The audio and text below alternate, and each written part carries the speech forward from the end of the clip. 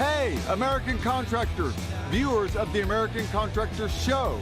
I'm here with John Dye at Win the Storm, and I have to tell you, anyone that is associated with American Contractor Show, you are a badass. Big shout out to American Contractor Show. If you don't know, you definitely need to check out the Storm Summit. They're doing it in excellence. Check them out. Hey, what's up? This is your friend, Francisco Serrano. If you haven't checked it out, American Contractor Show, YouTube channel, Facebook channel, Twitter, Instagram, all the platforms, you need to go them, like them, start learning about your craft. Hey, I'm Matt Danskin with Restoration Referral System. Check out the American Contractor Show. The truck that they've got is awesome. Everything else that they have going on.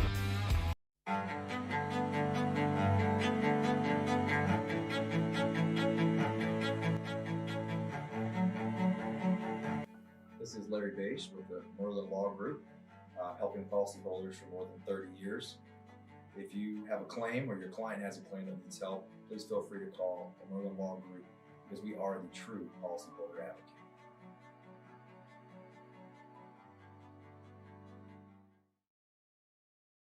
C3 was eager to help us, and even whenever we weren't giving them work, they were still eager to give advice. The things that they were putting out for the for changing from DMO to RFG and giving that to the industry and not charging anything for it, I thought was really cool. And that's stuff that I as a contractor appreciate. I'd recommend C3 to any contractor who's looking for a PA, especially if you're around Colorado. Great guys, man. I'm nothing but happy with the work they've done for us.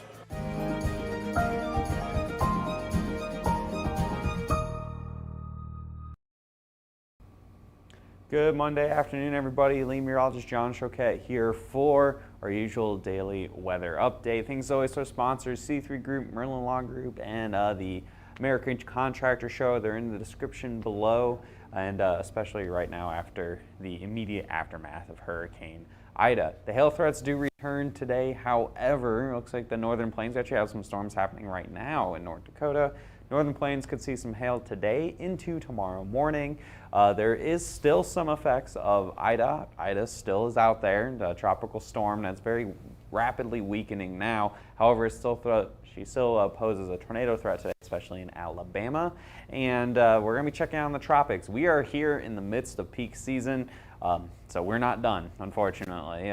There's nothing immediately posing a threat to the United States, thankfully, but we have to keep an eye on any other possible developments here, so we are going to check in on what's possible after Hurricane Ida here. So a reminder for our event, that's going to be in a couple weeks, the Thunder Road Race for Recovery for Roofers in Recovery on September 15th here in Norman, Oklahoma.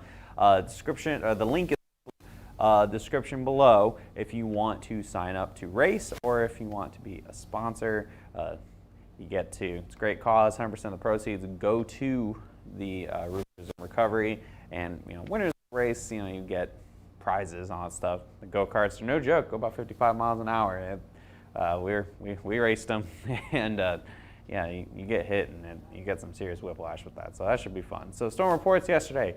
Stuff other than Ida, we did have some severe weather in Michigan and parts of the Great Lakes region. Not gonna lie, I personally didn't even know this was happening, thanks to the team to making sure that everything was getting mapped, because I was fully focused on, most of us were fully focused on Hurricane Ida making landfall yesterday. You guys saw our video updates throughout the day, hopefully. There was lots of live coverage ongoing. Haven't heard from the team too much yet today. I think their cell service has been pretty bad. We do know that they are safe. They were fine last night going to bed in the evening hours in Thibodaux, and they should be heading back probably a little bit later on this afternoon after doing some damage surveying. But yes, we had major hurricane here. Maximum wind gusts, we saw it was like 100 miles an hour or something down right where it made landfall. Absolutely crazy. So this will be the big story for the foreseeable future here. Thankfully, it looks like the levees held in New Orleans, so yes, it's bad. It is definitely bad. There's damage in a lot of areas in the immediate New Orleans region. There's catastrophic damage to the south and to the west in towns like Houma, but it looks like we are not getting a redux of Katrina, which is the worst of the worst situation. So, real bad. I'm sure a lot of you guys are heading down there, mobilizing plans for the recovery efforts for Hurricane Ida. Storm reports just through, the hurricane reports aren't included with the high wind reports. That's why things are pretty low here. Again, of course, riding well behind last year. We're kind of mirroring last year now with a hurricane in Louisiana here at the end of August.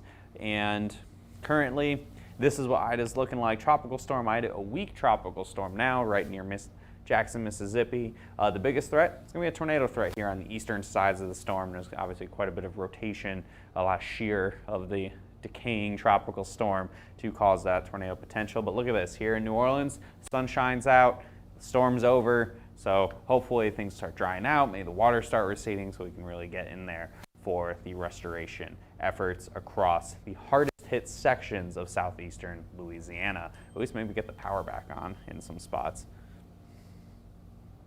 Okay. All right, and this is off to the north here in North Dakota. This is by Bismarck. We've had this little severe storm that Heather's been mapping this morning, basically staying by itself here in rural North Dakota. This is going to kind of trigger some more activity across the northern plains this afternoon. Temperatures across the country, it is late August, and you can tell high temperatures right now, 80s and then low 90s here in Texas. So future radar for this afternoon. So of course, the future radar isn't showing the storm ongoing, but does show some storms forming by about 4 o'clock in and around the general Bismarck area.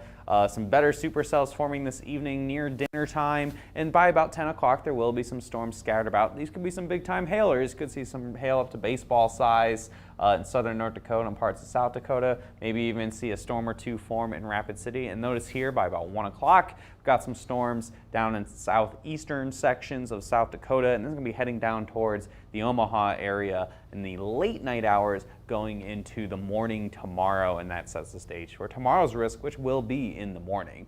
So maximum hail size for today, I did just mention it, up to tennis ball to baseball size hail here. Those isolated storms across North Dakota, chances are, unless it hits Bismarck or Rapid City, that they're going to be hitting open fields, and this is where your hail forecast is at. Again, I got the purple in here over by the Bismarck area. A low chance though. I mean, of course, these North and South Dakota, pretty big and pretty rural, so it's kind of a needle in a haystack situation to get Bismarck to get hit. But that potential's there. I think a better chance near Bismarck than Rapid City. I'd say this is a low moderate, and this is just low.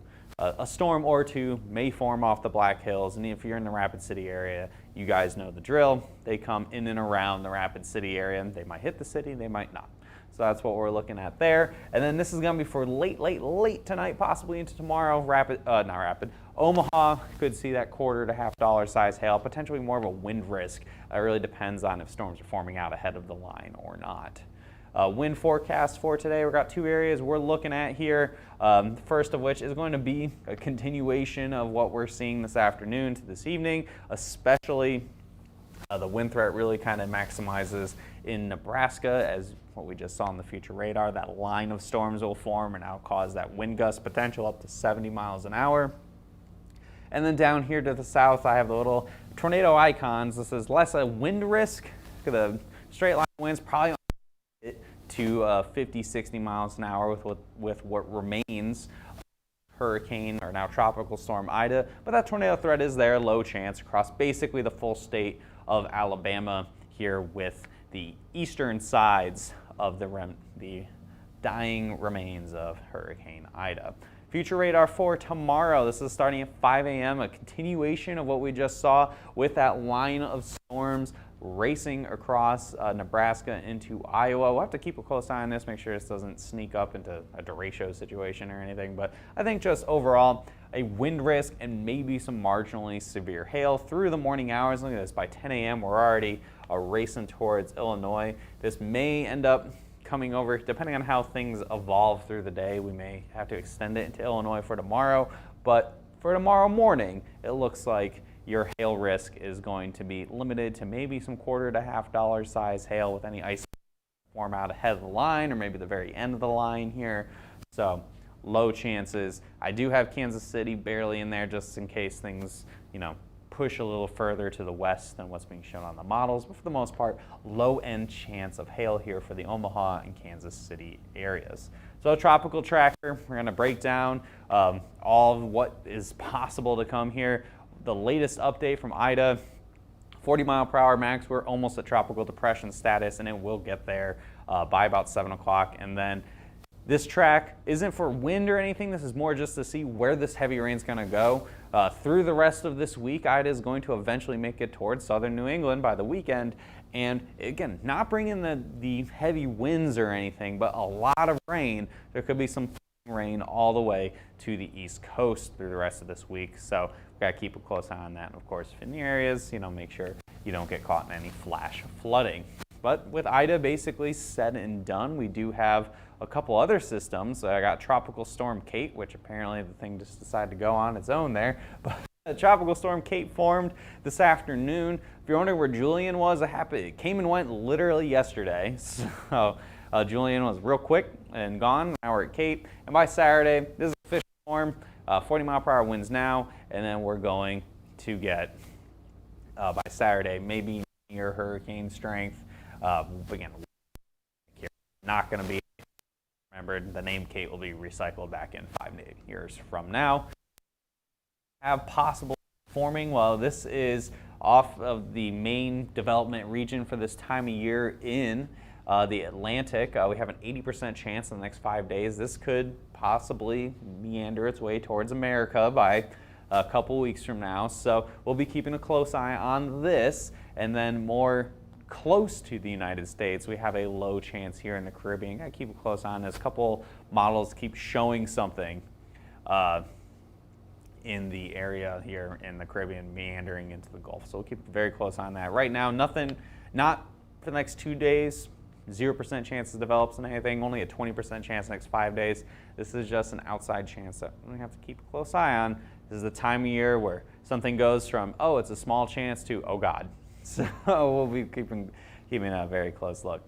Thanks for watching, guys. I know I'm a little tired here. We've had a busy couple days. Again, the team will be coming back in a bit here. So Twitter, Facebook, Instagram, YouTube, at HailTrace. Hit see first to don't miss any of our stuff. If we do get cell phone coverage back down in Louisiana, they might do a little bit of damage surveying.